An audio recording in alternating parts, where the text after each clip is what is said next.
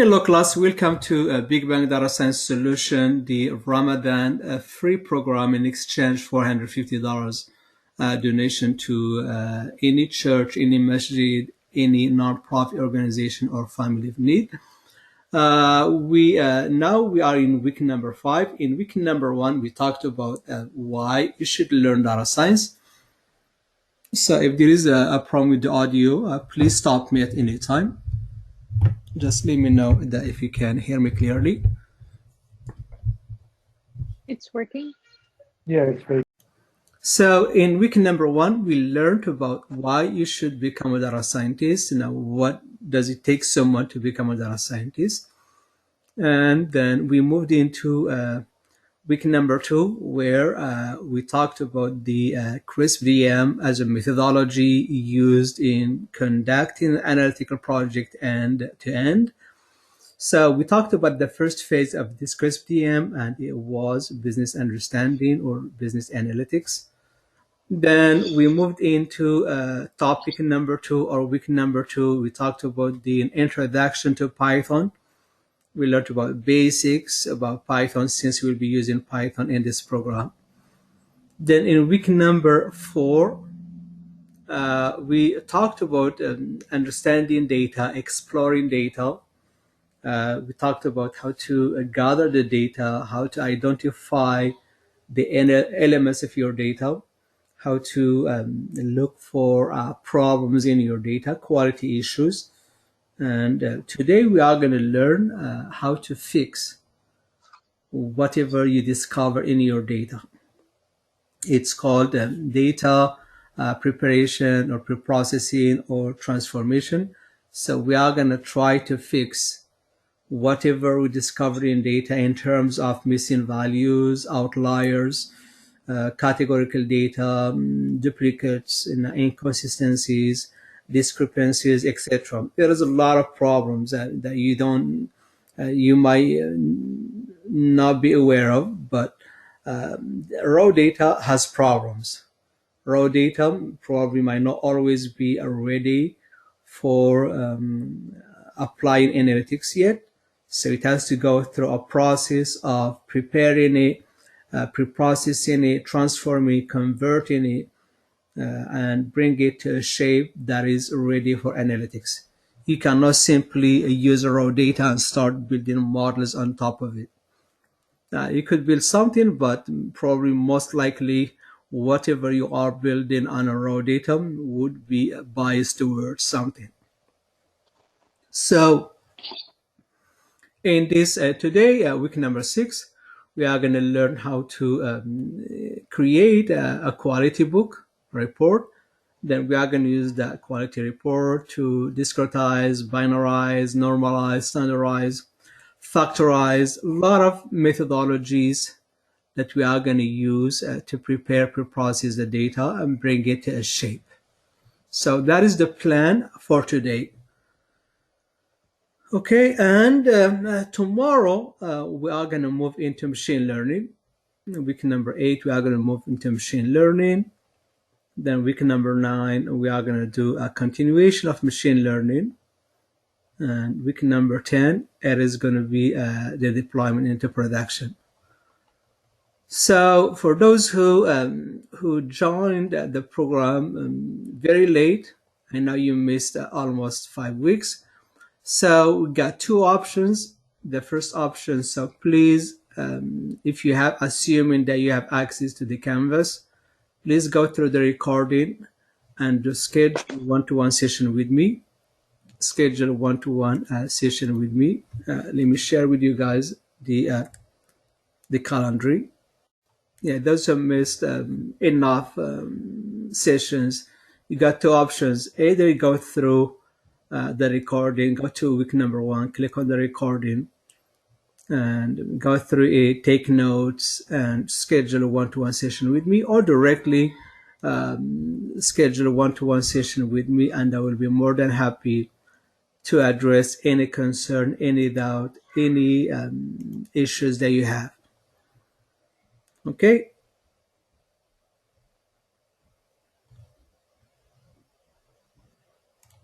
So any question, any concern so far? Assalamualaikum, brother. Quick question. Sure. So in syllabus, how come it doesn't show week 5 and week 7? I must have missed it. Yeah. Yeah, I'll fix it. Thank you, Mom. Thank you for the catch. Yeah, I'll fix it. No, thank you. Yeah, But I will definitely fix it. No worries.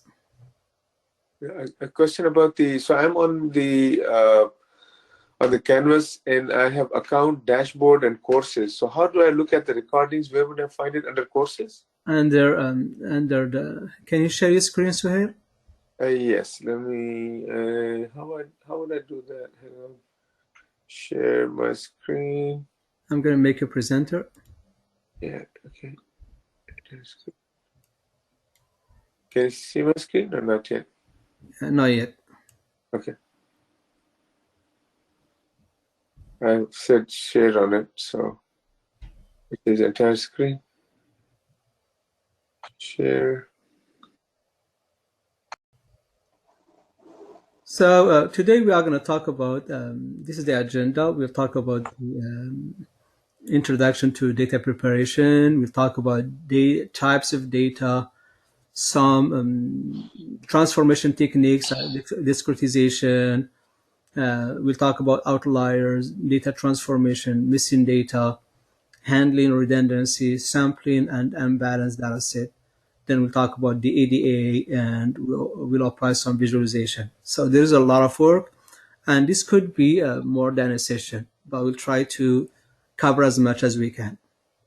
So you are still working for this our insurance company, and this is the problem again. This our insurance company, they are losing too much money because of the fraudulent claims. That even though they have an investigation team that investigate up to 30% claims made.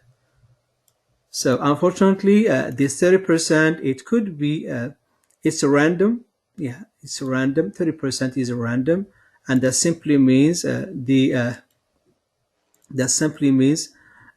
could be a run. It could be they could be investigating all fraudulent claims. They could be investigating all legitimate claims. We don't know. It's random. And why they investigate 30% only? Because that is the limit. That is the capacity of the business. Yeah, Shank, Nora, please mute yourself. Why the question that you might ask, a valid question, is why they only investigate 30%? Because that is the business. They don't have enough skilled investigator who can investigate 100%. And if they were to investigate 100%, it does require a lot of time, a lot of effort, especially if you are handling thousands of claims every day. Imagine that you have even if you have 500 claims every day or even 100 claims every day. Do you know how much time you are going to need to go to the site, take pictures, learn, understand, investigate to determine if it's a fraudulent or legitimate claim? You are going to need a budget. You are going to be spending a lot of not only time but a lot of money to simply investigate if it worked proceeding or simply canceling or eliminating. So you are already wasting money because of investigation, and you'll be wasting money because of you'll be paying for claims regardless. So we don't have money. We don't have enough people to investigate 100%, and 100% is not things that we could consider. So they brought you in as data scientist, skilled data scientists who can eliminate the fraud, the claim, the fraudulent claims, and also eliminate or reduce the amount of investigation time spent or put in this project. So we got this problem, and the first thing, this problem is called a problem statement. Problem statement. It's vague. Means it has so many directions, that you could go through, and some of this direction could fix your problem. Some of them could be simply another waste of time, waste of effort. So your job is, how do we determine the optimal direction to solve our problems within the budget given to us, within the time frame given to us? So that is a skill that we need to learn, and we are going to learn it through this program. So the first thing you gotta work on as data scientist is, number one, we need to have a team. Yeah, we need to have a team first of all before you even start the project. Before you start working on a project, you need to have a team, and we are assuming that you will be using the CRISP-DM, the Cross Industry Standard Processing for Data Mining, and we have to have a team. And once we have a team, of course, we are going to spend enough time understanding what is exactly the problem that the business is challenged with. Brother? Yes, sir. Sure. So the assumption is we are using CRISP-DM. Does that mean that there are other procedures or methodologies also out there, or Yes, is the name we want to follow? yeah, there are analytics. So few things that you need to determine from the early beginning as a team, not as an individual. So you got to establish your team first. That is before you look into the problem, before you look into your data, before you try to design a solution. Number one, you got to have a team. Okay, and within the team, we are gonna determine the macro methodologies for your problem. Okay, macro methodology for your problem. And the micro methodology, there are many methodologies. One of them is called scientific method. Scientific method, you start with a research question. You started with the question, then state one or more hypotheses, examine or refine hypotheses, investigate, collect data, and finally design a solution. That is called scientific method, and this is used in research. Then operation research method. You refine a problem, build a model, find a deploy solution, test, validate, disseminate, use or deploy. And waterfall method requirement, you got the requirement, you design, you implement, you verify and maintain. But these are not used for analytics. Analytics is using CRISP-DM. You understand the business problem first, then you understand the data, you pre-process your data, you evaluate, and you model and evaluate your models, then you deploy into production. And so you determine the micro first. What is the methodology that you are planning to use? And most likely, if your project is involved in analytics, we are going to use CRISP-DM. It's more suitable for the analytical projects. Other problems that does not involve analytics, you could use whatever method that you want. Depends on the culture of the business that you are working for. So that is the macro methodologies. The second step is the micro methodology. So we know we are going to use the CRISP-DM.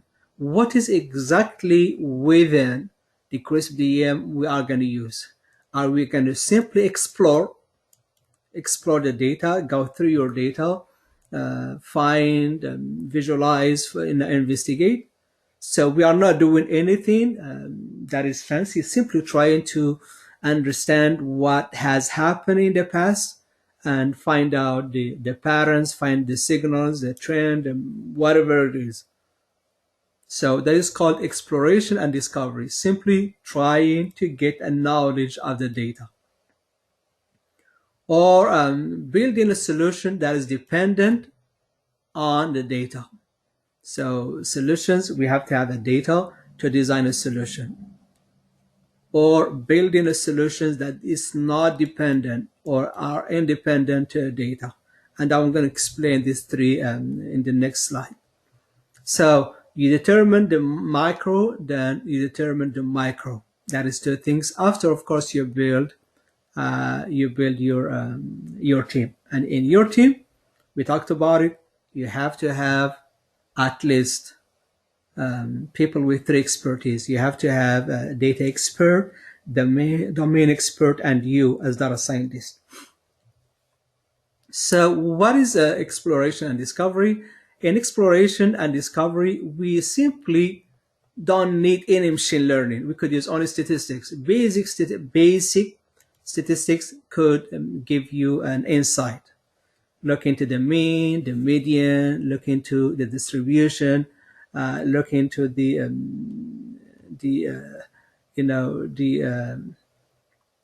sampling, look into the hypothesis testing, the ANOVA, MANOVA.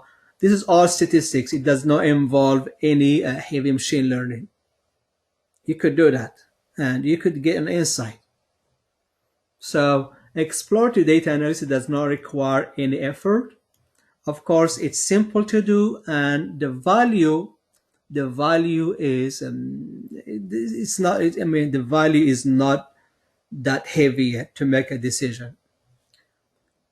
Then solutions are dependent on the data. This is where you are gonna need the data, and you are gonna use machine learning. So this is all machine learning. And in machine learning, we got many. We got 4 type of machine learnings. I got supervised machine learnings, unsupervised machine learnings, semi-supervised machine learnings, and reinforcement. And these are some of the analytical approach: general linear modeling, factor analysis, clustering if you don't have a target variable, regression if you have a target variable that is continuous, classification if you have a target variable that is binary, trinary, multi-class. Then we got the graph-based method, time series analysis, and neural net, and we got so many things. So we have to have a data, and these are an existing already built algorithms, and we apply these algorithms in our data to find patterns, to find mathematical signals, mathematical relationships that would lead us to, take a better decisions. And solutions are independent on data. So this is heavy and theory, math, and this does not require data. And this is a lot of programming, and this is out of the scope, even out of the scope of the program that the full 30-week program that we teach. But it worth knowing. Sometimes you might get hard as a scientist. There is no data, and the solution that you need to design does not require data. So, for example, optimization. You are working for UPS. You have, let's say, you have 100 package to deliver today, and this is all the houses. Got many houses in there. This is the map, for example. And so what is so one option is to go through like this. Now go through like this and come back. This is one option. So what is the best route to take to deliver all these packages, 100 packages, to your client within, let's say, 3 hours time frame, and save gas? So this is the max we can do. Going through all houses, either they have a package or they don't, and deliver the packages to those who have packages and proceed. But this is a lot of time. It does require probably 8 hours, and also there is a lot of gas that we are going to use. So I believe UPS, using optimization, they saved $42 million in 1 year in gas by applying some of these solutions that are not dependent, that are independent on the data. But sometimes, as data scientists, yeah, you are going to use CRISP-DM, and you could use a combination of the two. In most projects that I worked in the past, it's a combination of exploration and discovery, and solutions are dependent on the data.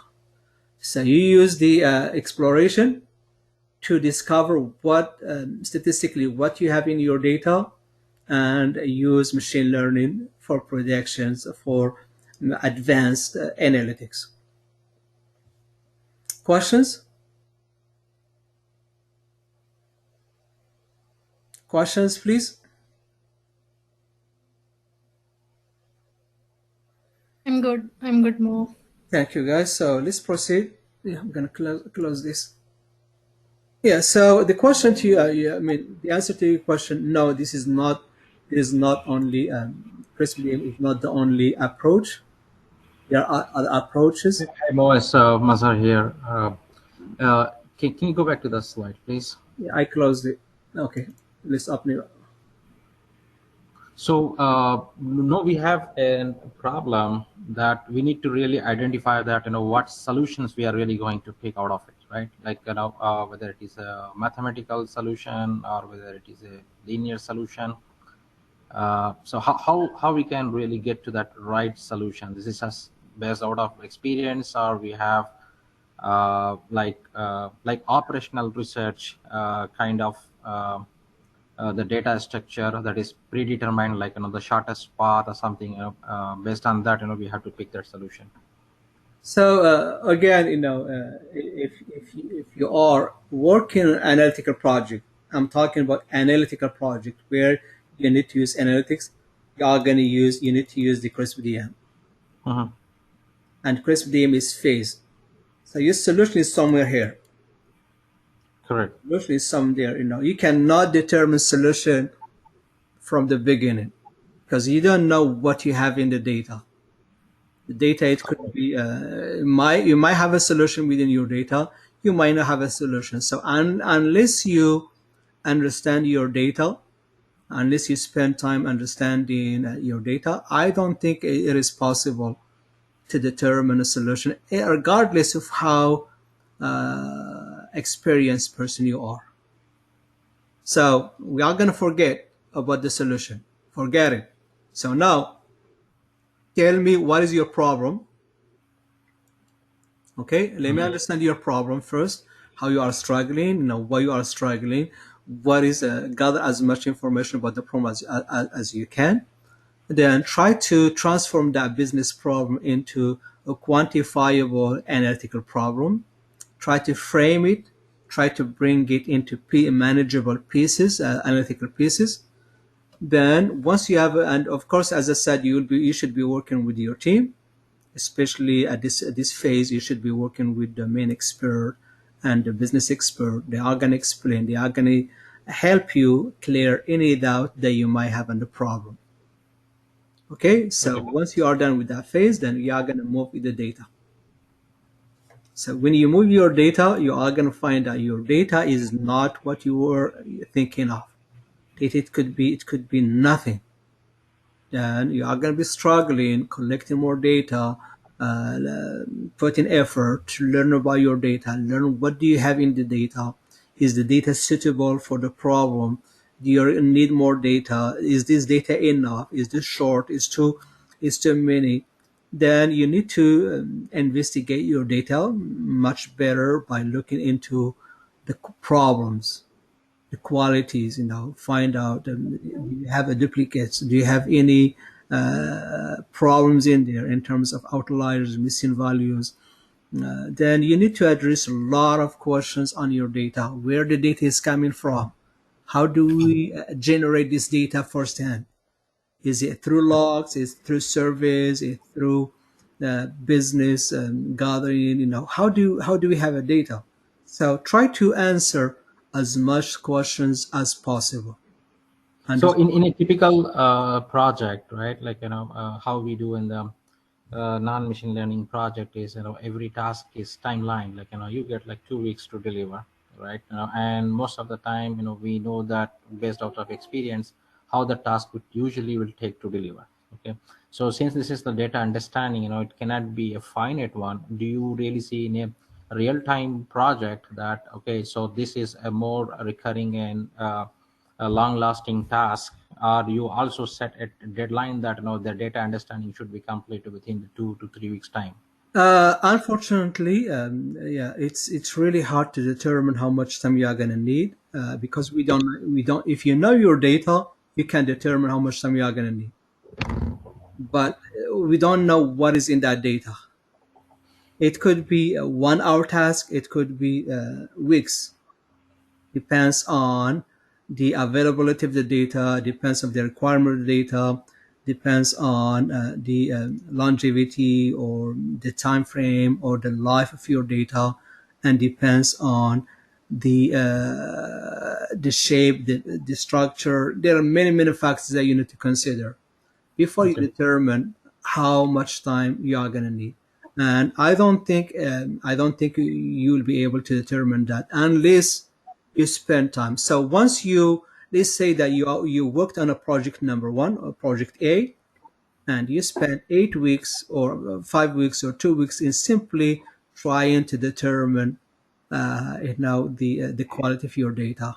So next project number two or project number V, if it's similar problem, then you are gonna definitely know how much time you are gonna need. But if it's first time, it's really hard to determine because you don't know what you have in the data. Okay, yeah, I got. So this is a fair assumption that we will be using in more tools and programming directly, even to just understand the data, right? You have an involvement Yes, with I the. mean not only programming to understand your data. There is a lot, and we'll talk about this shortly. To understand your data, there is a lot of things that you need to apply. And just hold on this question, I will address it shortly. So once you have a clear understanding Mo, of data, I'm sorry, Mo. I'm sorry to stop you. not a problem. Continuing for what with the previous question, I've learned. I think I've read it in one of the books. I guess most of the time, like being a data scientist, once you have, let's say, for example, the project is for 6 months. So most of 2/3 of the time, we will need to it takes time to clean up, to have a data in shape to go for modeling. Is that right? It's 70% to 80% of your time would be spent Uh-huh. understanding the problem, understanding. Understanding the problem and getting the understanding of the data, Yes, ma'am. everything Yes. 80% of the time is like that, and remaining 20% of the time only we it takes that much time to go for modeling and all. Is that correct? That is true, yes. And that is what Albert Einstein said.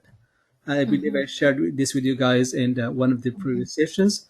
He said if I was given 1 hour to save the planet, I Mm-hmm. would spend 59 minutes understanding the problem.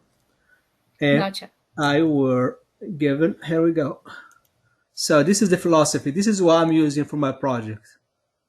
Yes, you are going to spend time understand. You are going to spend 70 to 80% of your time understanding the problem and the data required for it.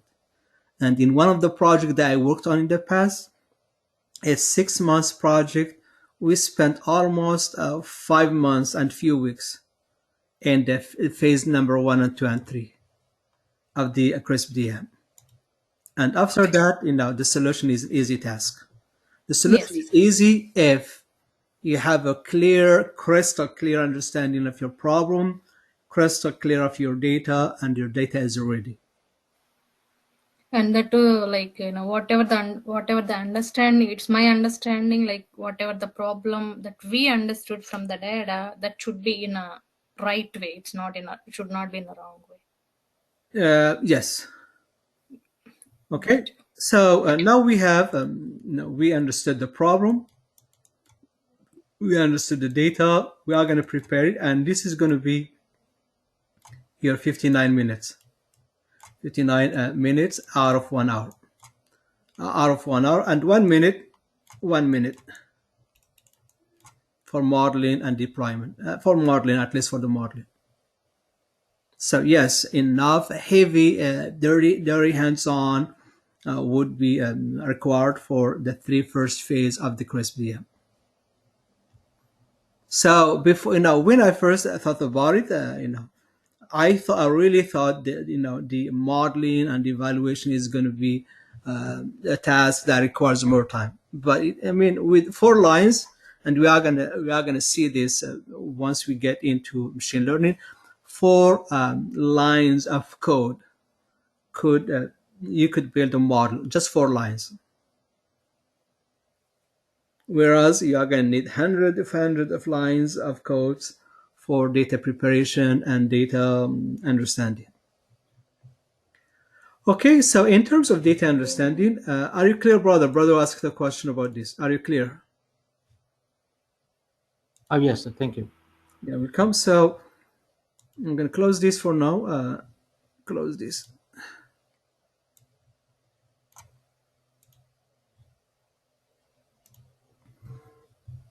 So back to original lecture.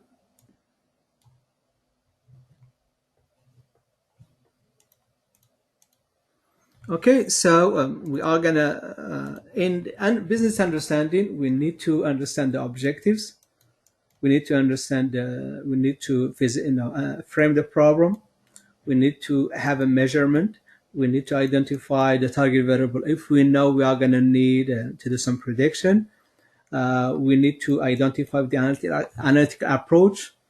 We need to determine if we are going to deploy a model.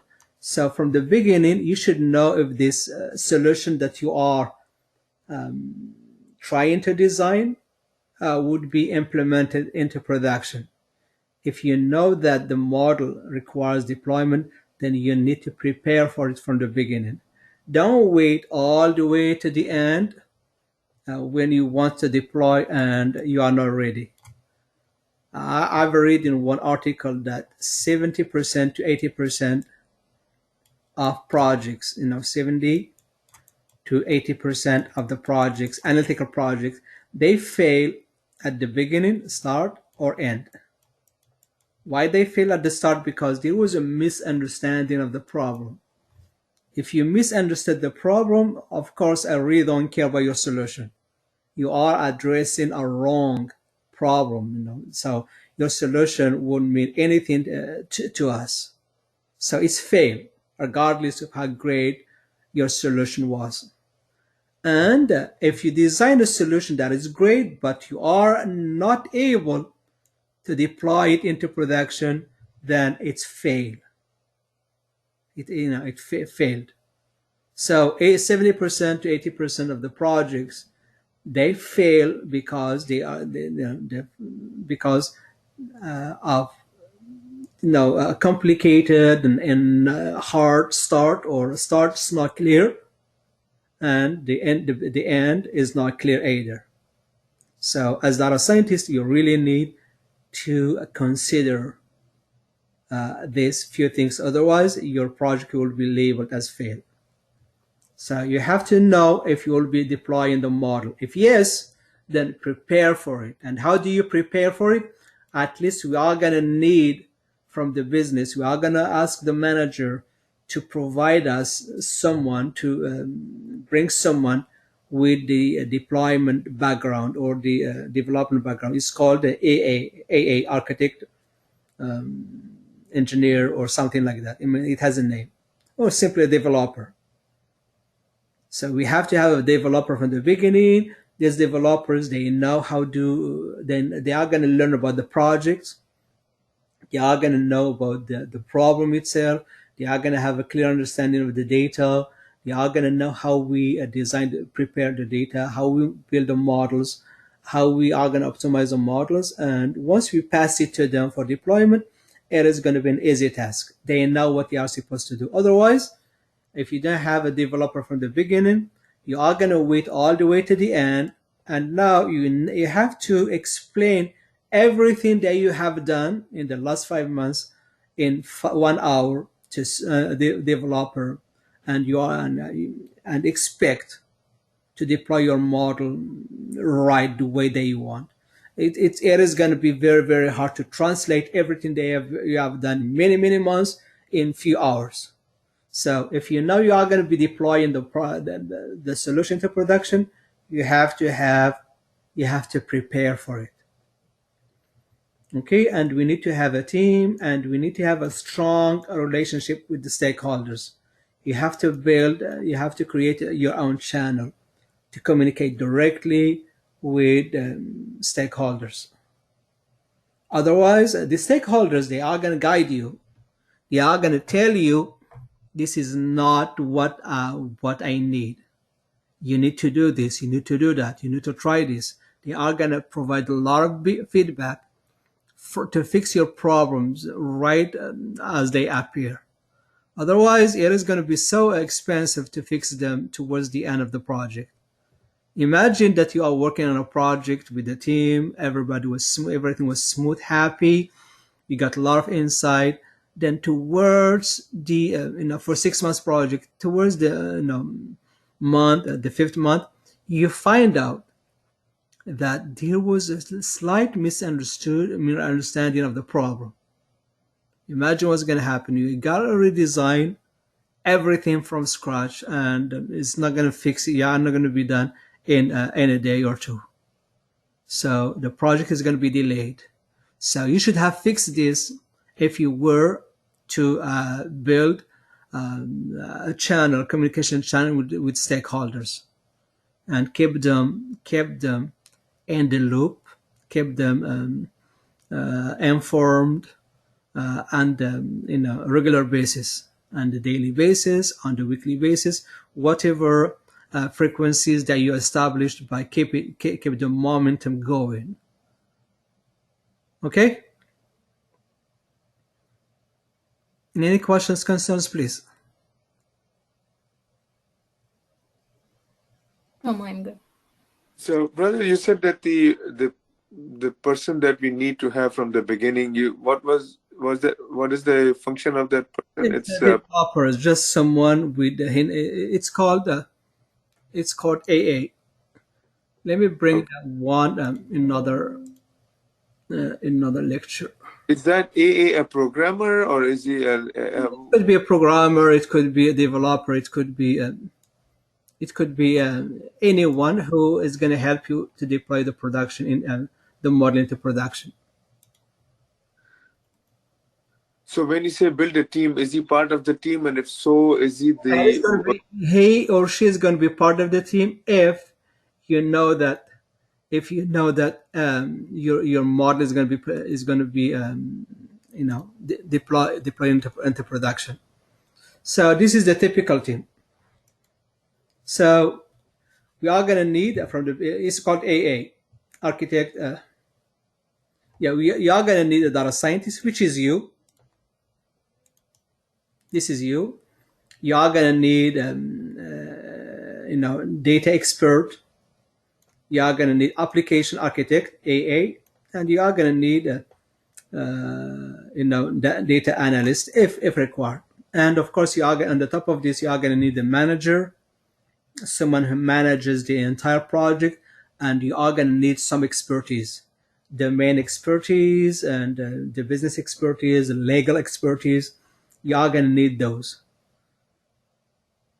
Okay, and in terms of the distribution of workflow, of the load, so from the understanding the problem, you have to be there. You have to be there, and your architect, application architect, has to be there if this application requires deployment. Then in data data requirement, you are going to need it should be there, and you are going to need the data expert, and we are going to need the architect, the application architect also. He's not going to do anything. Simply is going to be there, joining the meeting, understanding what you guys are doing. It is going to help him. Whatever knowledge he's gaining, he's going to use it for a smooth implementation of the solution into production later. So phase number 3, data preparation. We don't need him. You are going to be there as data scientist, and if you have a data analyst, someone with similar experience like yours, skills like yours, but less, So someone who you can rely. It could be a Python programmer, it could be an R programmer, someone you can rely on to help you under your guidance, to help you prepare, pre-process your data. Then train a model, just you. I don't need any of the team to join. I mean, they could. You could explain what you are doing, but you're required to be there. And deploy a model, only our AA. And finally, update a model is going to be you. So you are going to be everywhere, from the beginning all the way to the end, except in deployment. This is not your business. This is not your job. Your job is design solutions the right way and provide methods, training to deploy those models, solutions into production. But this is a typical team. So in that team, you are going to need data scientist, you are going to need data analyst, application architect, and of course you are going to need some business expert and domain expert and legal expert, just to make sure that you are not doing anything stupid. So why do you think you are going to need a legal expert? Quick question. You don't want to get sued. That is true, yes, brother. If you were to, if you are working, for example, you are working for a bank and your job is to determine if someone's application should be accepted or denied, you better not rejecting applications because of the color of the skin, because of their race, because of the ethnicity.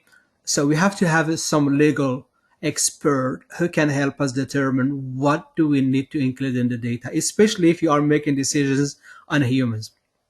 I don't know that, and I don't think anyone in the room knows it. So we are going to need someone with a very good understanding of the legal issues. And of course, we are going to need a domain expert, someone who can tell me, like, for example, our insurance, the range of age should be from 19 to 70. So you got 71, there is a problem. You got 16, there is a problem. 16 and 71, there is nothing wrong with them. If you have in your data someone who is 16 years old or 71 years old, nothing wrong with it. But because the domain is our insurance, the 16 and 71 are not accepted. You don't know it, but because you have a domain expert in your in your team, they could guide you, they could tell you, they could catch this type of problem, stupid things. Otherwise, at the presentation, once you're trying to present to the business, if they find out, they are going to fire you. They are not going to fire you, but they are not going to be happy. They are going to be very, very upset because you were wasting 5 months. You spent 5 months analyzing something which is wrong. Okay. Questions, please. Questions, please. So here the data scientist defines the algorithm selections, all those responsibility with the data scientist. Yeah, for data scientists, you don't define the algorithms. You know algorithms. You know many algorithms. That is your job. What would you use to determine the algorithms? Of course, you cannot use all the algorithms because you don't have time for that. So there are two things that you need to use to determine the optimal algorithms. Yeah, I mean the selection of the algorithms will be responsible. That's what I'm trying to explain now. Okay, fine. Thank you. You're welcome. So in algorithms, and this is a topic that we are going to talk about later in the program. So we are going to learn that. So few things that you need to use to help you determine the best algorithms. Number one is the format of the questions that you're trying to solve. Number one, the format, the form or the format of the data. Sorry guys for the I'm not good in this application. So format of the question. If you are trying to answer is A or B, is the claim fraudulent or legitimate? Will the patient come back or dismiss or cancel his appointment? Will the engine last for the next 10 years or is it going to crash tomorrow? Is A or B? It's A or B. If you are trying to answer, if you are trying to investigate this type of question, then that is classification. Classification. Okay? If you are trying to answer a question like, what would be the value? What is the value? For example, I hired you as a scientist and I have 1,000 houses in my inventory, and I asked you to determine the prices for these houses. So it's a value. Prices, like if you want to predict the house prices, salaries, anything that is value, then it is going to be a regression analysis.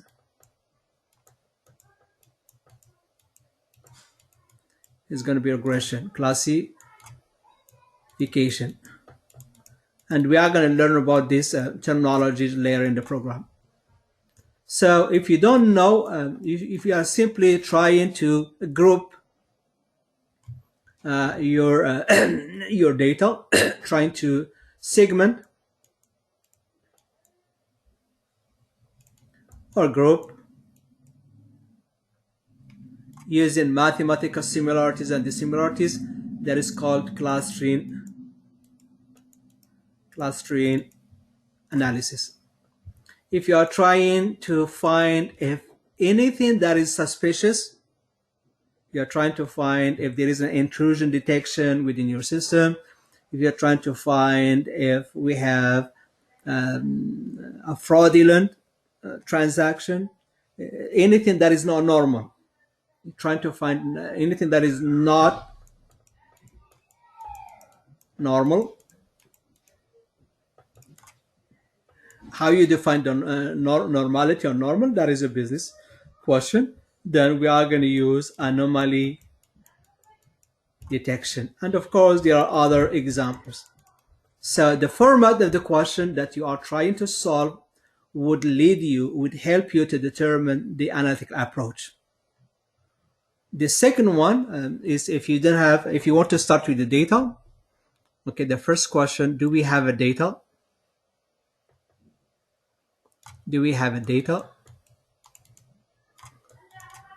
If it's no, we are going to use either solutions that don't require data or reinforcement.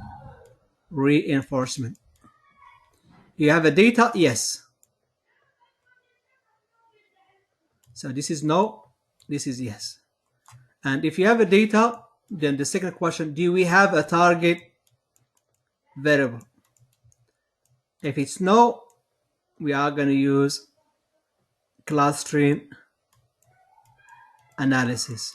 And under clustering, we are going to use k-means clustering, hierarchical clustering, we are going to use anomaly detection, we are going to use anomaly detection, we are going to use association rules. There are many, many models you can use under clustering analysis. We don't have a target variable. So no target variable. Do we have a target variable? Yes.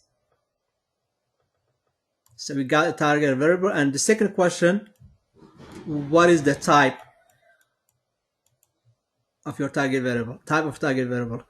Is it binary, trinary, nominal? Then it's going to be classification analysis. And under classification, we are going to have decision tree, random forest, naive Bayes, we are going to have artificial neural net, we are going to have k-nearest neighbor, support vector machine, and we got many models to use. Okay, if your target variable is continuous, it's not binary, it's not trinary, it's not nominal, it's a continuous, then we are going to use regression analysis. And under regression analysis, we have simple linear regression, multiple linear regression, we got polynomial regression, we got decision tree, we got support vector regression, and we got many models. So two things that's going to help you to determine the optimal analytic approach, and it's going to save you time. So if you did not use this, so you could use you could go through your data, go to then you could go simply, if you don't have this knowledge, you could spend months doing cluster analysis. Then you figured out this is not the right approach. Then you go back. Then you spend months doing another month to doing a cluster analysis. You figure out this is not the right approach. Then finally, towards the end of the program of the project, you have only one day to determine to apply a regression analysis. So you got to have this knowledge if you were to determine the analytic approach. And just to warn you, there is no such successful or great analytical approach. It totally depends on the scenario you are working on, depends on the problem you are working on, and also depends on the data that you have. So if that simply means if you just completed the project a few months and a few weeks ago, and you find out that the classification was the best approach, and you find out for example, support vector machine was the best algorithm, the best model, and the business was very happy, then they assigned you another project. Don't assume that classification and support vector machine is going to be the approach. Don't assume that. So because it worked for one project, that does not mean is going to work for your second project. Okay, brother? Question?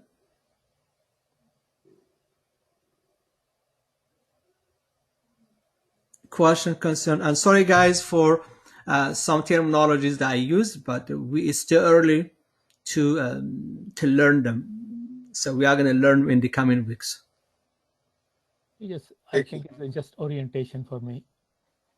No problem, brother. Okay, questions, please. Questions, concerns, please. This time series analysis comes under which category? Yeah, time series comes under regression. It comes under it could be if you have another question. If you were to say you want to determine you want to do forecasting. Forecasting means you want to determine tomorrow, but you want to forecast 5 days, 6 days of sale, whatever. That is time series analysis. It should be time series is another form of regression analysis, except that we are trying to learn about the behavior of one element through the time. So we are in time series. We are going to have two columns. We got time and the target variable. That is time series analysis. And I believe here is an example of time series. This is a project that I'm working on.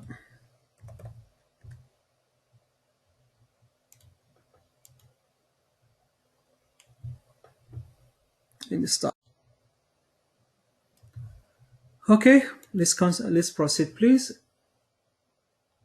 Okay, so this is the team. Yeah. So you are gonna need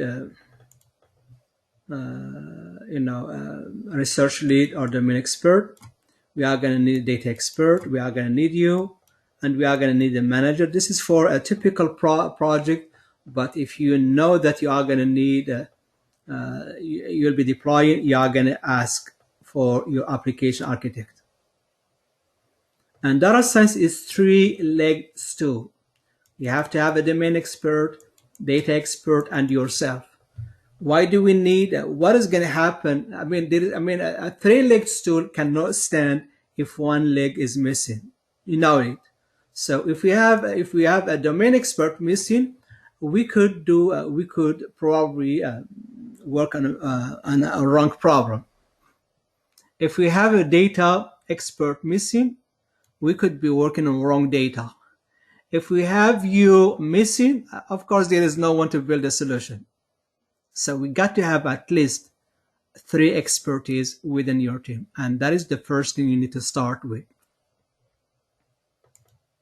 So build before you establish start working on the requirement.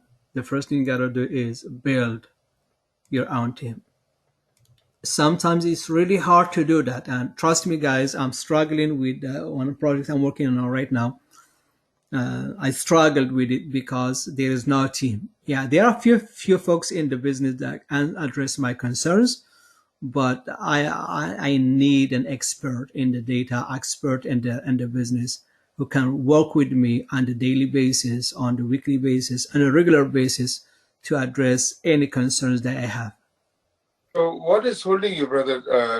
For making the team? Is it money constraint? Is it you're not finding the right person? That is the business problem, not my problem. Yeah, Okay. It's the business culture. The management, they know it. They know they know this is a requirement. They really do, and they are working on it. They are building now a team. Yeah, I will be the director of that department. So anyway, don't start unless and at least make it clear to them. Make it clear to the business that we have to have a team, and this is why we require a team.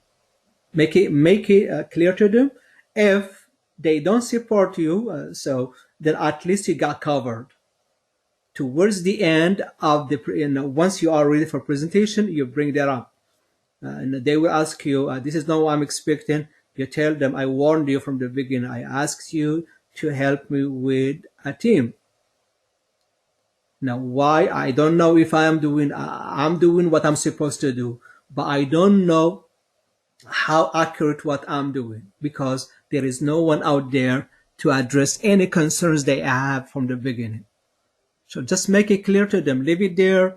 If you can change the culture, that would be great. Otherwise, at least let them know that this is not going to work 100% unless we have a team, and within the team, we have to have this type of expertise. So once you have a clear understanding of the problem, then you are going to move into data understanding. And in data understanding, this is what we are going to do. We are going to read the data. Then we are going to manipulate, explore, visualize, then apply some statistical analysis. And finally, we are going to have a quality book. The quality book is a technical report of what you have in your data. It does tell how many, and this is an example of quality report. It does provide information on the type of the data that you have, the various resources, the storage, understanding the data. It does tell a statistical summary of your data, transformation, talks about the variables. It talks about, a lot of statistical analysis of your data. So this is a typical quality report. It has everything that you are going to need that you discovered on your data. And based on this quality report, this is what we are going to use today. We are going to use this quality report to determine what needs to be fixed. You cannot get your data and there's no missing values, and now you need to fix the missing values. You don't have a missing values. Why you are wasting my time fixing something you don't have? Or you know that you don't have a duplicates and now you are looking for them. You don't have a categorical data and now you're trying to convert categorical data which you don't have. So we are going to use this quality report as a roadmap to determine what needs to be fixed. And of course, this is not an exhausted list of what needs to be done. This is most of you could use one of them. You could use only one and you should be good to go. You could use as many as you want, depends on your need. But this is few of the techniques required during data preparation. Okay. So now let's take a look. I mean, I don't want to go through. This is a lot of, honestly, a lot of things to talk about, and unfortunately, this is a free program. We don't have time to go all over this, but we are gonna practically look into it. So this is so now we have the problem. The problem is you've been hired as a scientist to figure, and you are working for our insurance. Yeah, this is a problem. Okay. This is a problem. We frame it, and if I were to ask you a question again, what do you think would be analyzed if we were to reduce the amount of money loss because of fraudulent? What would we analyze? And of course, if you don't have a domain expertise, it is going to be hard. It's really going to be hard. I don't know what to analyze, honestly. So I know we have the data, but exactly what is the unit of analysis? What are we trying to analyze to reduce the fraudulent claims? Unless if you don't have a domain expertise in the field, you are lost. Unless, of course, you have a team, and within your team, I mean, our domain expertise can jump in and help. So we could analyze claims. We could analyze client. We could analyze money. We could analyze the policies. There are so many things to analyze, but I don't have time to try every direction to figure out what needs to be done. I don't have time, and you don't have time, and we have only a limited budget or limited time frame. So we have to have, with the help of the domain expert, we could determine the best approach or the best direction. Okay, so we got the problem, and now we have the data. This is the data we are going to use. Okay, the first thing you gotta do, just going through this data, and this is very small data set, by the way. And sometimes you are going to get many files. You got 20, 30, 50, 150 files.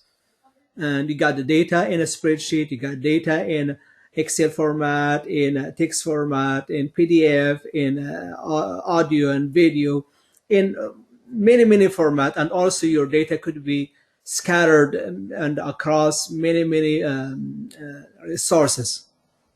So which data to use and how...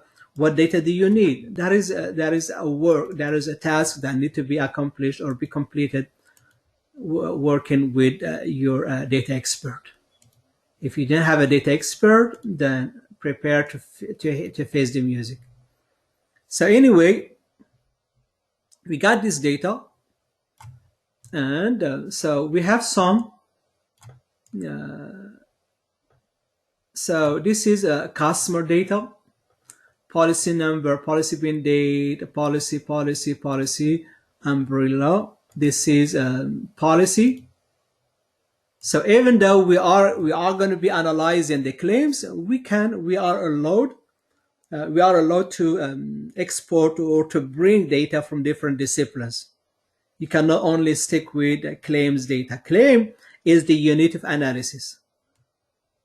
So we got here insured. This is again the customer, client, client. So this is our client. This is again capital loss, capital gain. These are incidents, or incidents. So this is most of yeah, I think this is finance.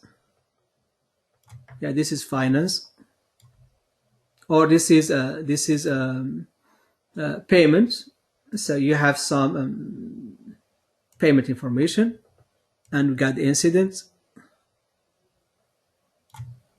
It should be an incidents, as you see. I mean, so we have the data from everywhere, and so I'm not going to go through that. So we have here. Then we got claims. So we got the claims. Here we go. So this is another. I believe this is the claims. Yeah, these are the claims. And finally, we got information on the cars.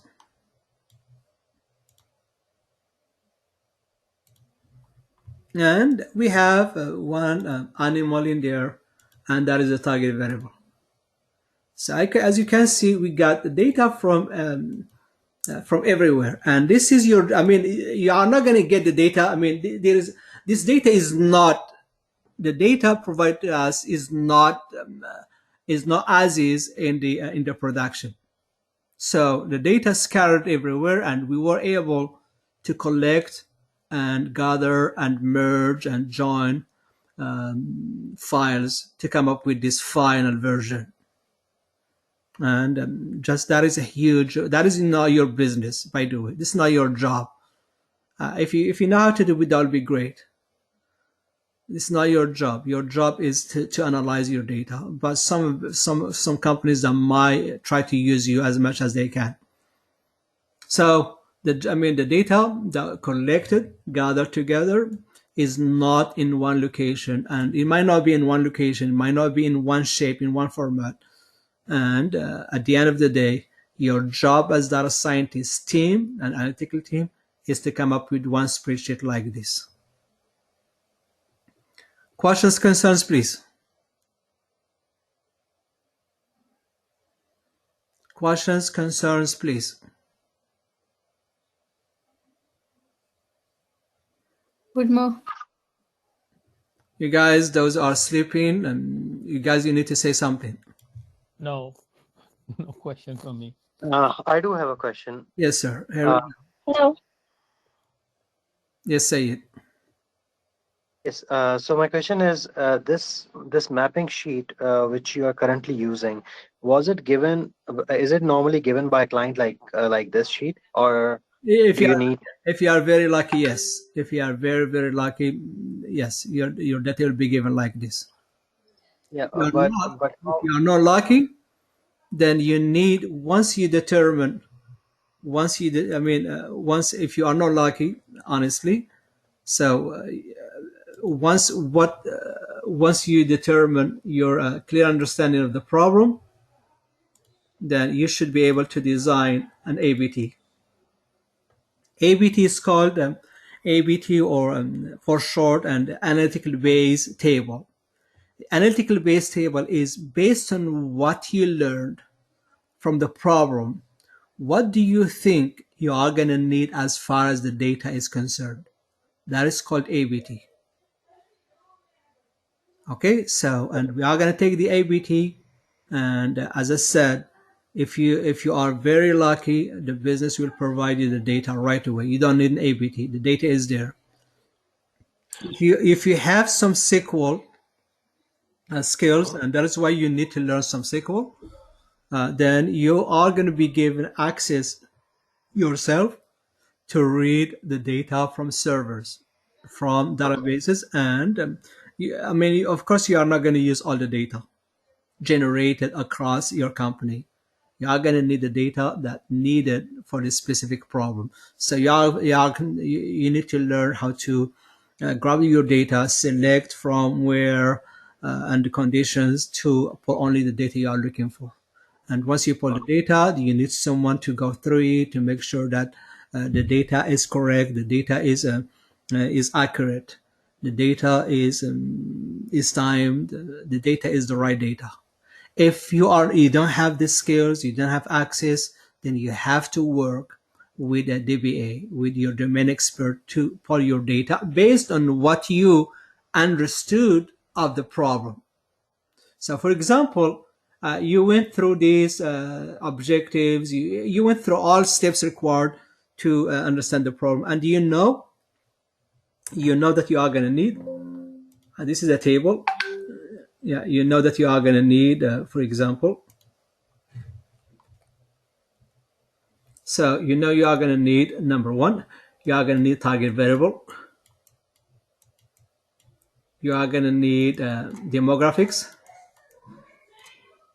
number three, you are going to need data about claims,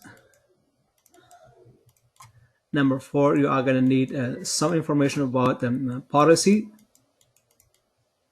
policies, okay, and number five and number six.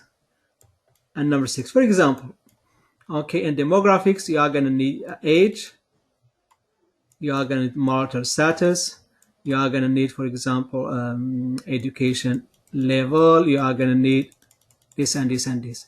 Claims, you are going to need the time, the witness, policy report, you are going to need this and this and this. Policy, you are going to need policy ID, the date signed, you are going to need this and this. And so this is what you are going to, you don't know yet, you have no idea yet if you have this data and if you actually have this data. But you are assuming, you are simply making a pseudocode or a demo or a mock of what you are going to need as far as the data is concerned. And once you are done, this is called ABT. This is our ABT. So we are going to give this ABT to our data expert, and we are going to ask him or her, please give us this data. And now we are going to transform the ABT into features. Brother, a question. So on the page where you had target. Sure. Yeah, please hold on, brother. Please hold on. Yes, sir. So we got the ABT. Okay, and now we are going to transform this ABT into features. Your DBA will tell you, unfortunately, we don't have demographics. Unfortunately, we don't have, for example, we don't have policy sign date. We have a policy, but there is no sign date. If you think that sign date, age, you are going to need them, but we don't have them, then we have either to mock it, we have to wait until we collect data, we have to do something. But this is the way it works. And in most of the projects that I worked in the past, honestly, the data was given to me. I didn't go through the ABT.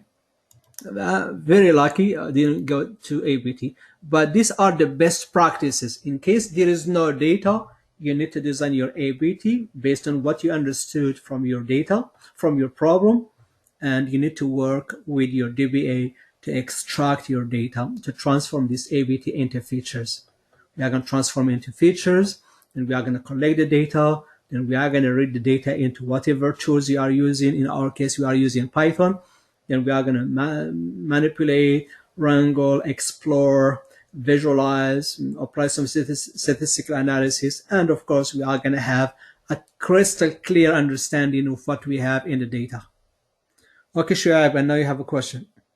Yeah, can you repeat what the target variable means, or what it is? I completely Sure, yes. So target variable is what are you trying to analyze?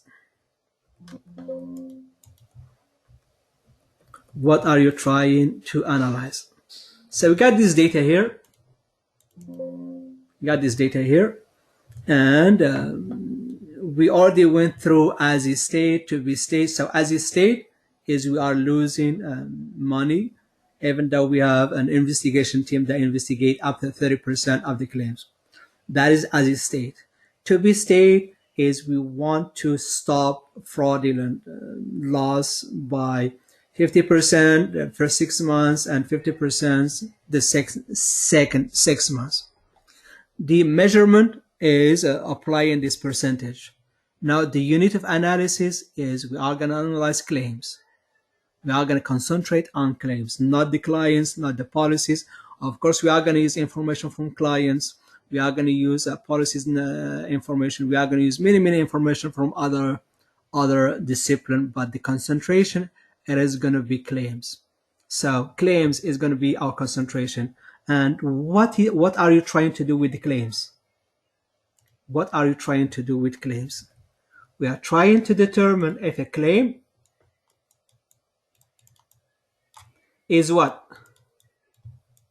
Is fraudulent Or or genuine. And to answer this question, what do you think you are going to need? And this is a question for everyone.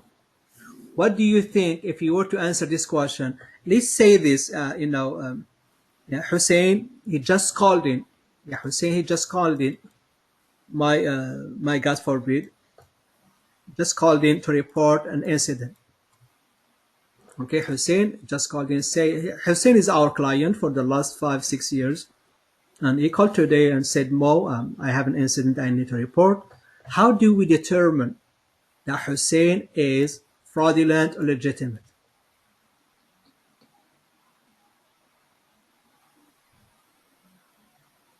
What do you think we need to do? Identify him first. Identify what? What does he do regularly? Like, No, ma'am. So let me help you. So to determine if Hussein, this is future, okay? To determine if Hussein is lying or telling the truth, number one, we need to go to all claims that we made. That we as a business. So we need to go to 10 years or 20 years or how many years, I don't care, but we have to go to all claims and investigate them, and we need to label them. We need to label them as either 0 or 1. Or 0 means legitimate, 1 means fraudulent. So we don't have this label in the data. We don't. We have to do it manually. We could hire a company that is specialized. We could simply use a SQL statement to do it if you have a logic. And this label is called target variable. So when we win, so we got 1,000. We got 1,000 claims. And we went through all these claims, and this is what we find out.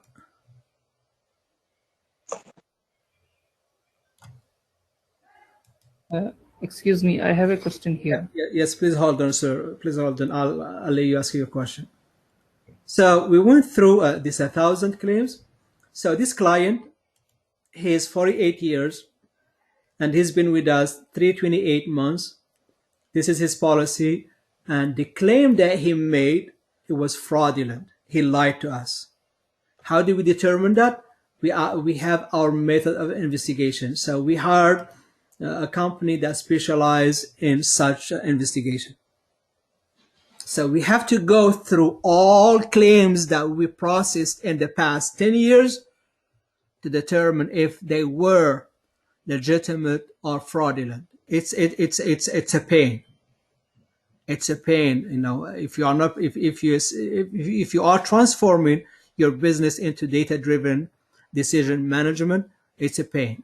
And if you have this process already been established, so it's going to be easy. It has to be embedded within your database.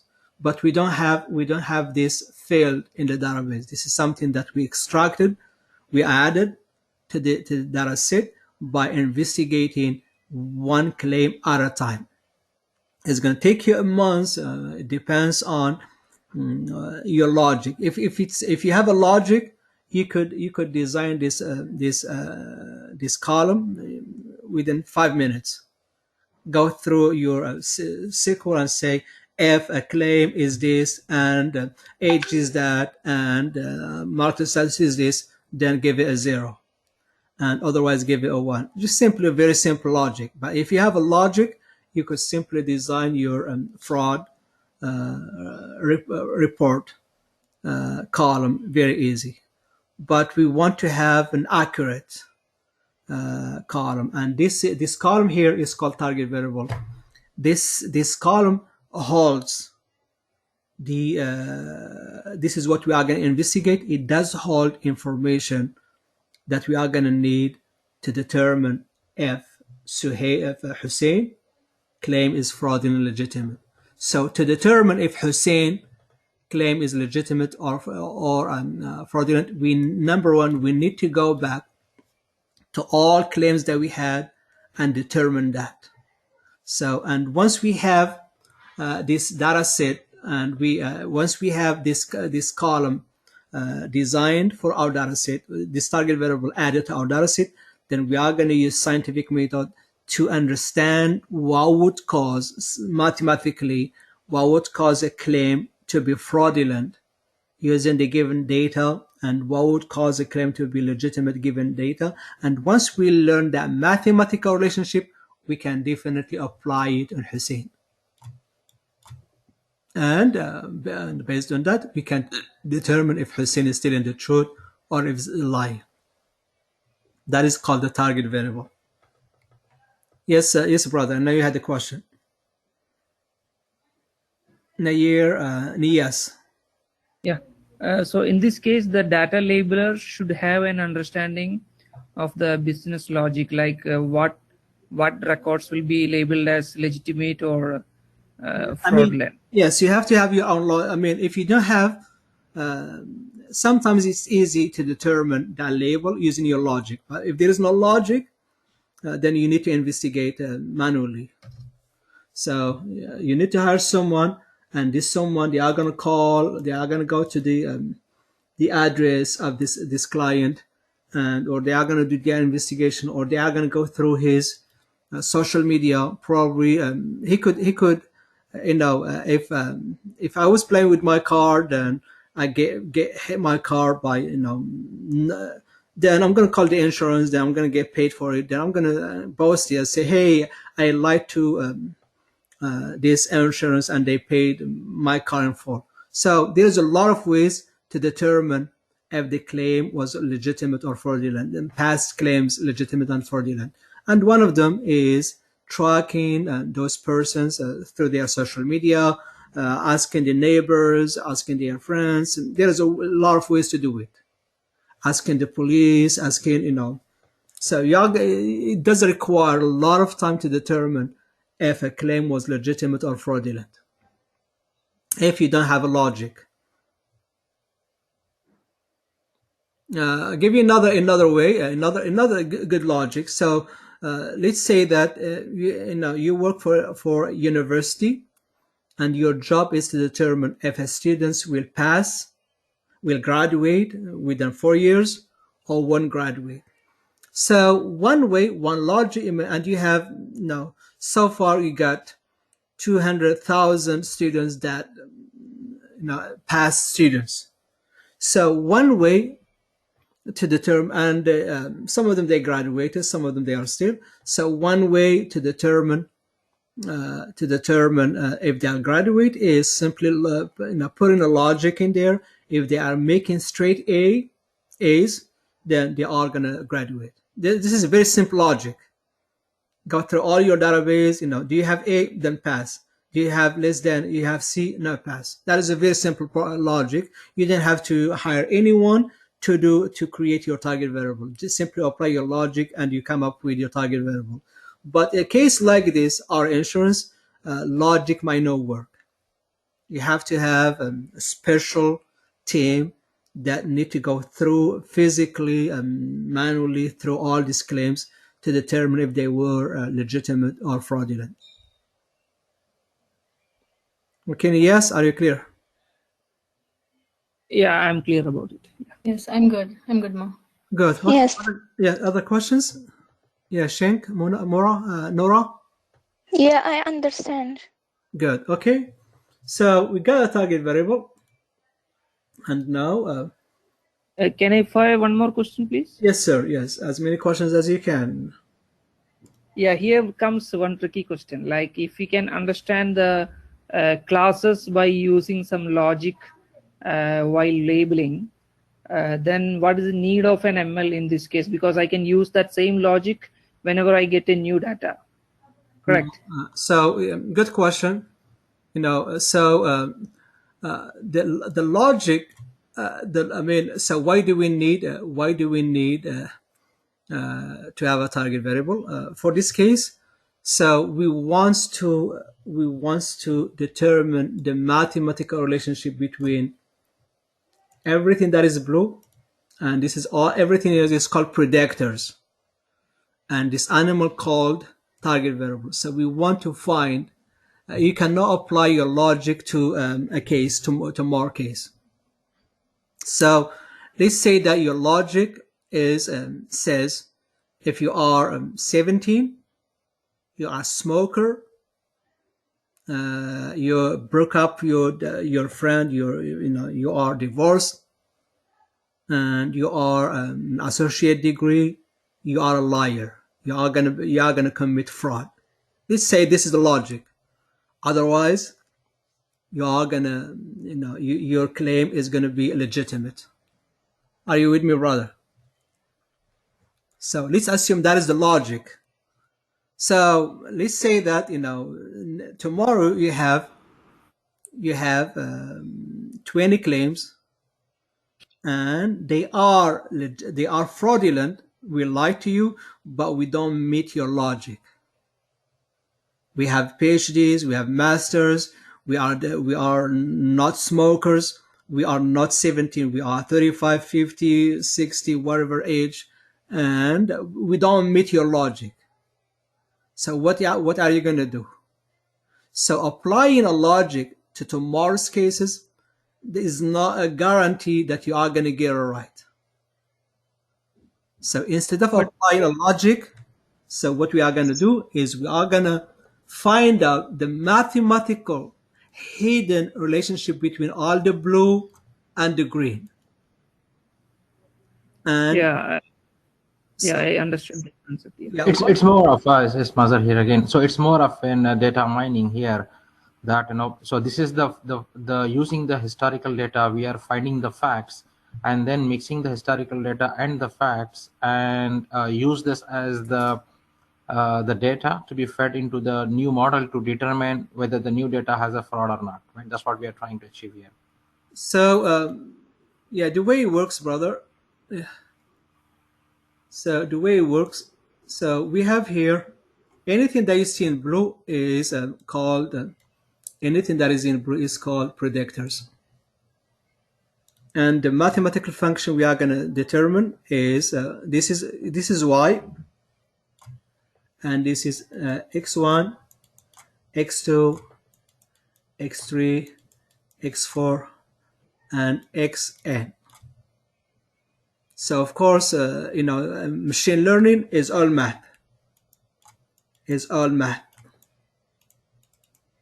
So we want to find what is the relationship, the mathematical relationship between the blue and the green. And the formula is going to be green equal a function of a blue. This is the formula we want to get. This is the mathematical formula. And luckily, we don't have to worry about it. It's done within the model.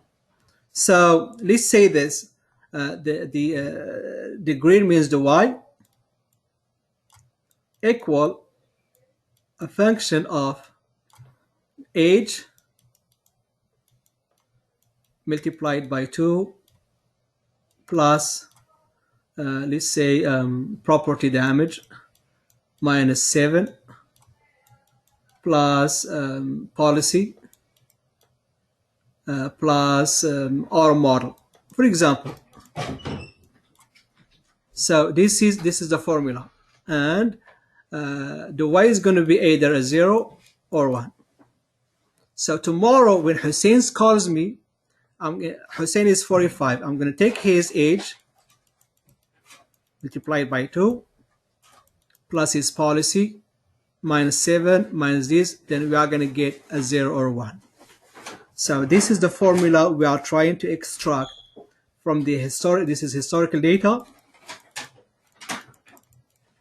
And once we determine this formula, we are going to apply it into any future data. So, but we have to determine the optimal one formula that works for 1,000 claims. So not only a formula that works for one client, it has to work for 1,000 claims or 1,000 clients. And this is what the machine learning is going to do. Once we get into machine learning, luckily we don't care about the data, the math behind it. We don't care about the math behind it. We simply are going to learn the applied version of it. Okay, brother, clear? Yeah, it's clear. Yes, thank you. Brother Muhammad, Yes, sure. sir. So 2 questions out of this. Number 1 is, whose job is it to come up with the formula that will It's already set, brother. It's already there. The formula is there. who gave it to us? I mean, is it like a data scientist that? I mean, the not data scientists, is those smart guys who design the algorithms. So the formula is decision tree, random forest, bagging, boosting, artificial intelligence. I mean, it's some. I mean, it went through a lot of process. So Okay. through our research, then heavy math, then someone out there transformed that research and heavy math into a Python library, and we are going to use that Python library. Okay. And the green item that we have, the forgot what it was, the target variable, is that how much level of confidence would we have on it, either a 0 or a 1 or a percentage? In terms, how would we determine what is the level of confidence we have on this data that we have received? What do you mean level of confidence, brother? By level of confidence, I mean, okay, we have used a formula for a particular, let's say it's good for 1,000 clients or more, but what is the level of confidence that what we have as the target variable is actually true for that particular claim or not? Maybe. So you have to have 100% accurate target variable. So you need to go through this. So this is you. Mm-hmm. This is you. Mm-hmm. We gave you a 1. It has to be a 1. Okay, this is me. They gave me a 0 because I did not lie to them. Okay.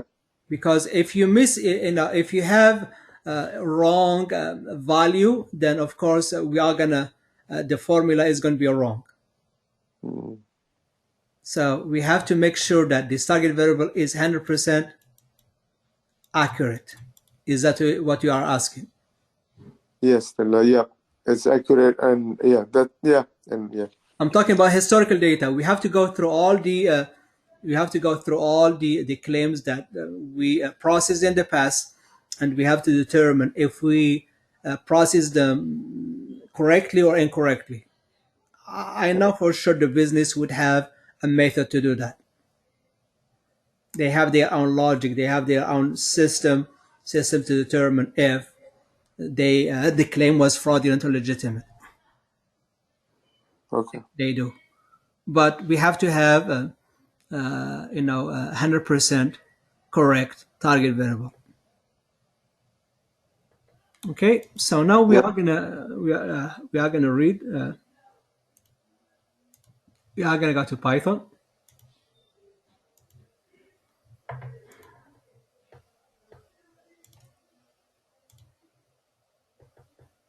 Data preprocessing.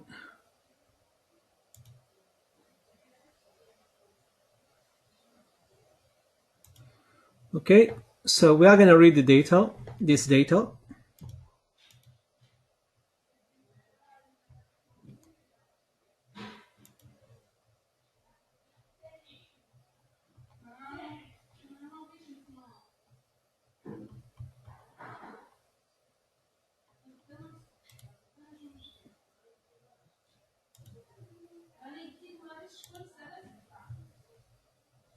Yeah, please hold on, guys. Okay. So we are going to read I'm gonna read the packages. We are gonna read my data. Here we go. So you got the columns. So this all the columns. We got month as a customer, age, policy number, policy being date. We got a lot of good things, bad things. Then of course we need to fix the column names using the generator. You see here we have an exclamation mark. We got the space. Age is capital. Yeah, we are going to use generator. And now let's take a look into the columns.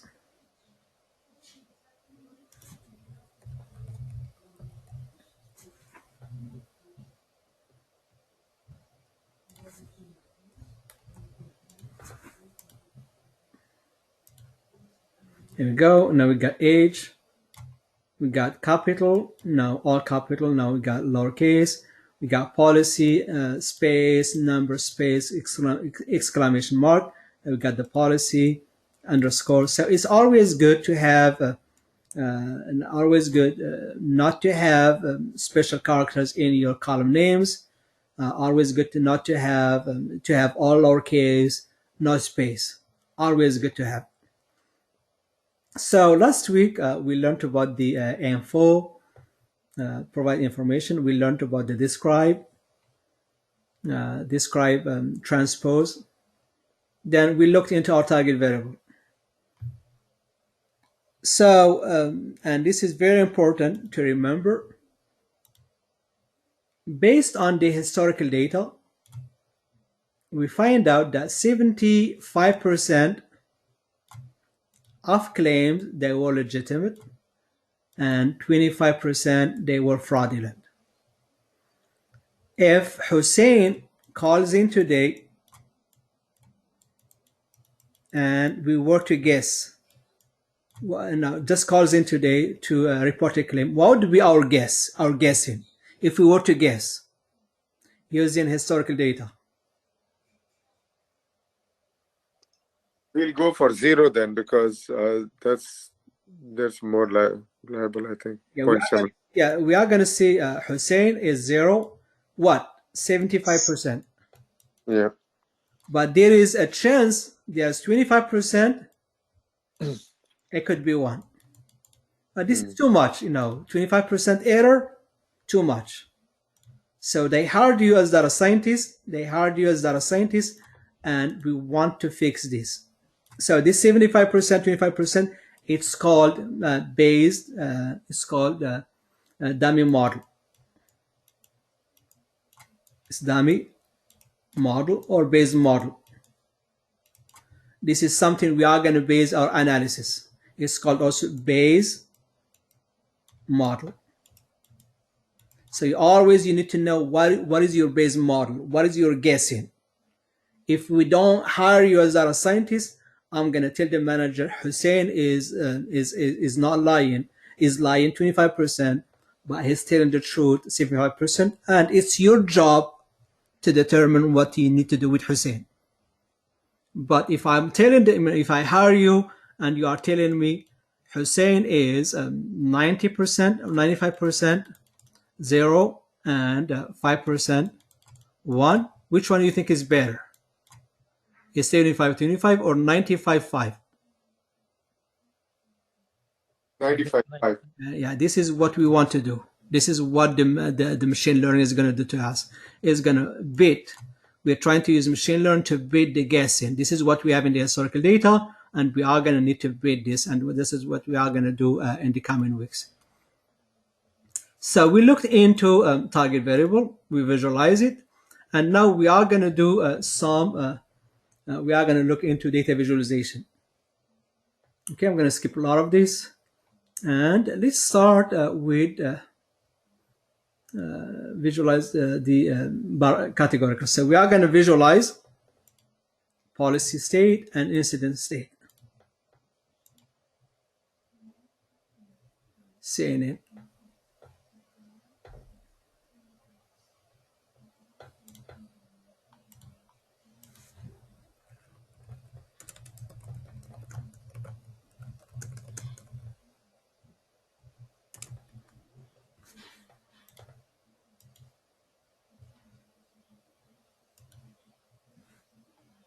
Okay, and what do you guys think? So now we have the data, and in that data, especially in this blue, we have a policy state and we have incident states. We want to compare policy state. No, we're just simply trying to visualize policy state and incident state. There is a beautiful insight here. There is a beautiful insight here, and I want you to figure it out. Take a look.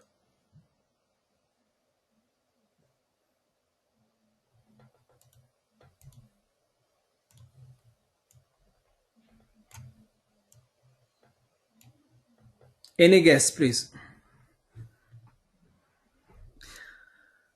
Okay, $100. $100 if you were to guess it. The person is not living in the same state as where they issued the policy to get better rates, perhaps. No. Policy state in Newark, I think it's higher with the incident types. No. Ohio is where all the problem is. No. It's happening in Ohio. No. It's a relation the policy state and the incident. When the policy is acquired in Ohio, and how many incidents they have out of the state, where incidents are happening. Sorry, Indiana has no incidents. Okay, Anthony, go ahead, please. Now, incident state is like a distribution of fraud among the states, right? Incident state is where the accident happened. Yes. Sorry, Indiana has no incidents. It shows policy state Indiana in one. So this is a team sport, by the way. So we have, let's work together. Let's take a look into it together.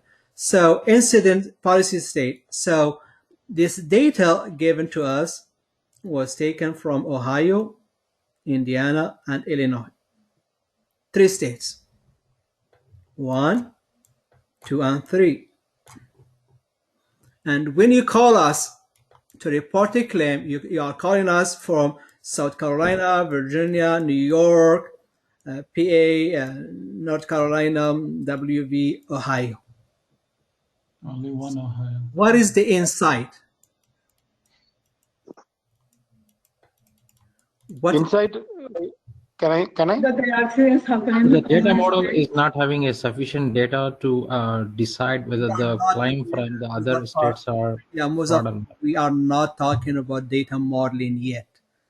This is what is a fact. We have this in the historical data. Can I? Yes, sir. Anthony, please go ahead.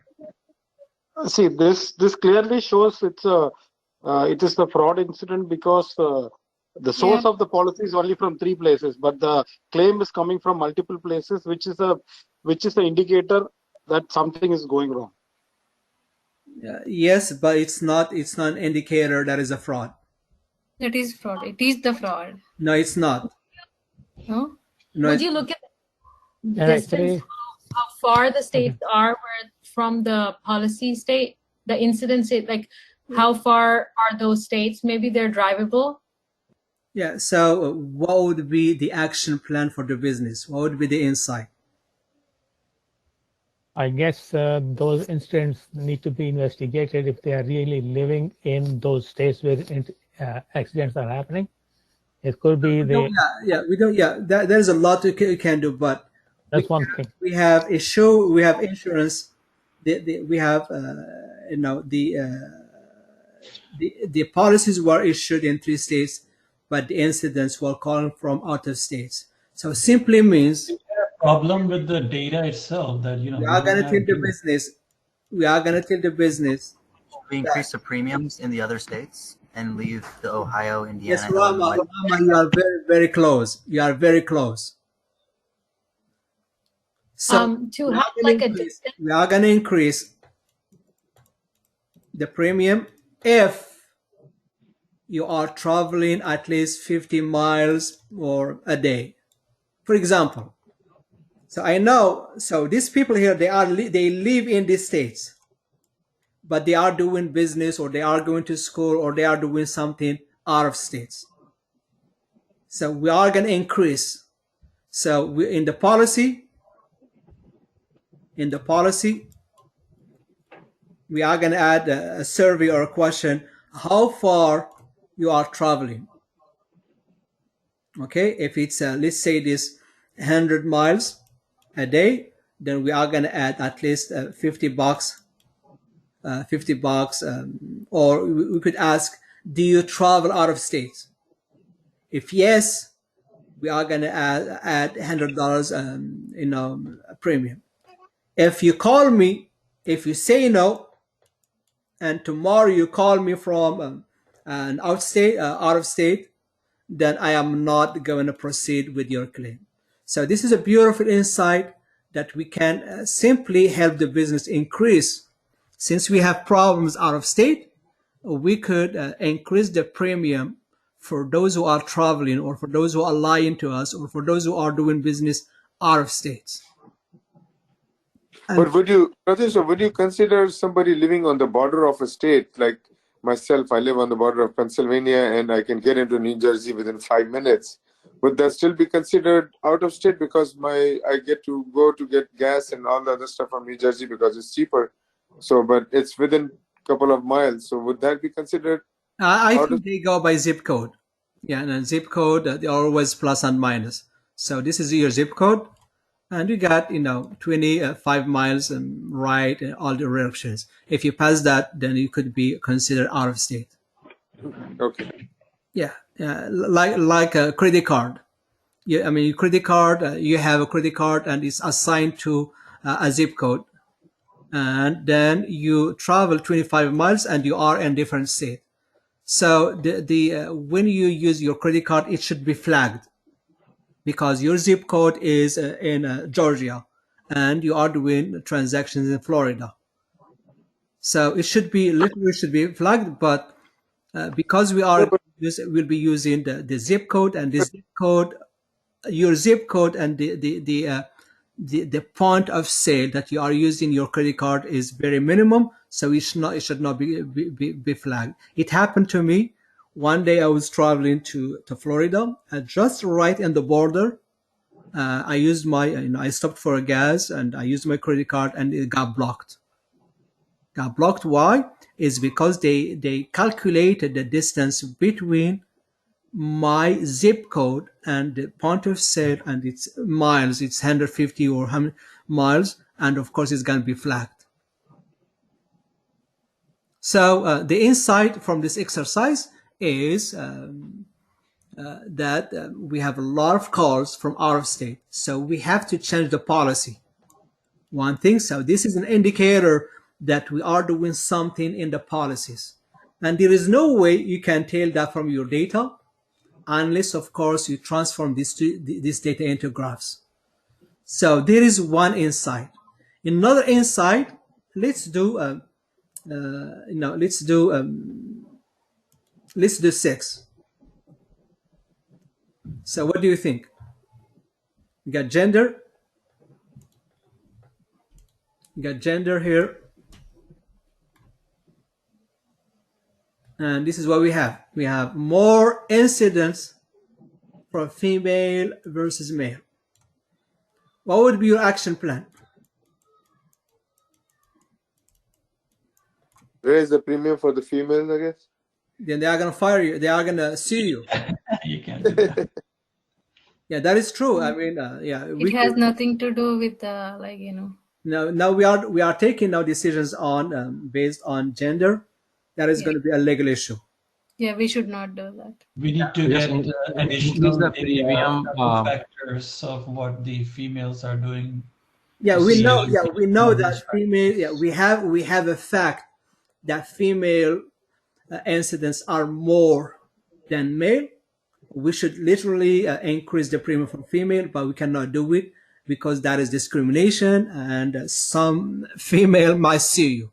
So we need to have a legal legal expert to help us determine if that is the right action plan to take. But we have some insights. My job as data scientist is to provide this insight to the business.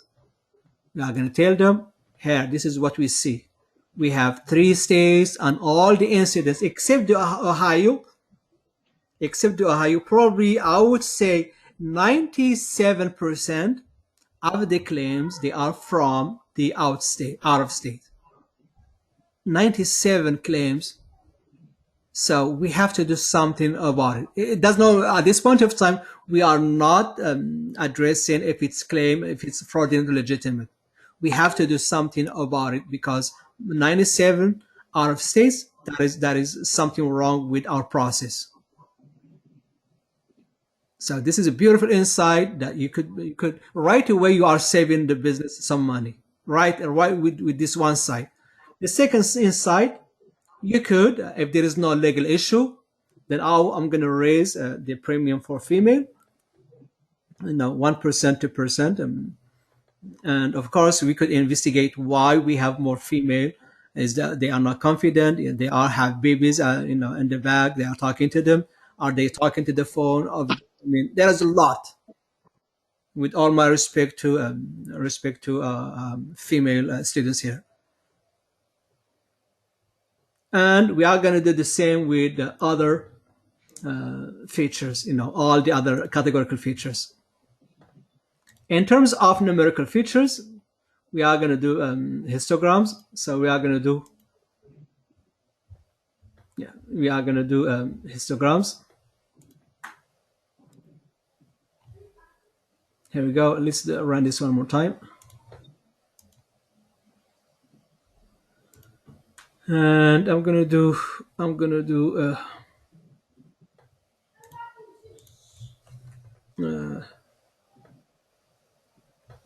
say this.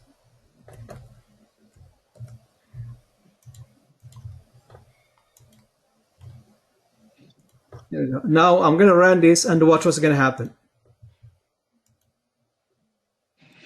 So now we are using Matplotlib. You are using Matplotlib.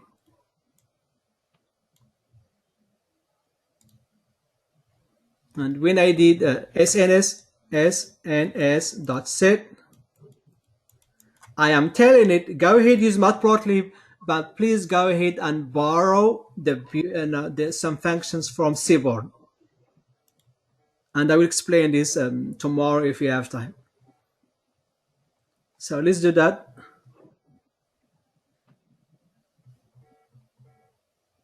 Right again. Here we go. So this is the Seaborn version and this is the Matplotlib version. This is more beautiful. So what do we see here? We got age is almost normally distributed. We got month as a customer is not normally distributed. We got capital gains. We have an outlier. We have 1 0 in there, a lot of zeros. We need to investigate that. We need to talk to our business data expert. We got a 0 for capital loss. We have a problem in there, and we have to do that for every single feature. So for every single feature, we have to apply statistical analysis, data visualization, exploratory data analysis to help us determine the quality book. Okay, folks, any questions, concerns, please?